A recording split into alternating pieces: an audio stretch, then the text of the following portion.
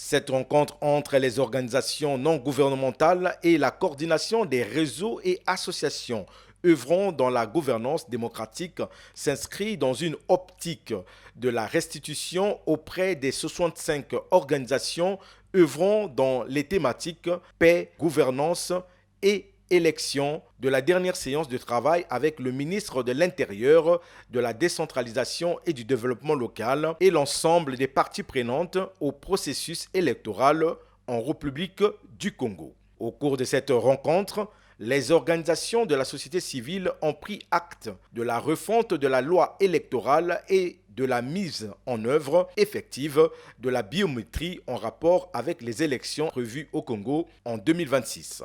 Dans le contexte en développement qui est le nôtre, avec le défi majeur visant la construction de la démocratie avec son corollaire, à savoir l'organisation périodique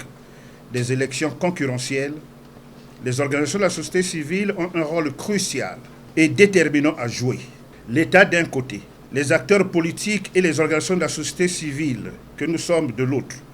avons à partager une grande responsabilité quant à l'enracinement de la démocratie dans notre pays. Et ceci,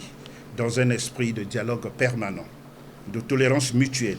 afin que cette démocratie devienne à jamais la source de tous les espoirs pour un avenir tel rêvé par l'ensemble des Congolaises et des Congolais. Lors de ces échanges, la société civile a émis auprès du coordonnateur du Coraged des propositions en faveur de la représentation des autochtones à l'Assemblée nationale. Nous avons constaté que les populations autochtones n'ont pas vraiment des représentants au sein de l'Assemblée nationale. Alors nous avons émis ces propositions pour que la loi qui sera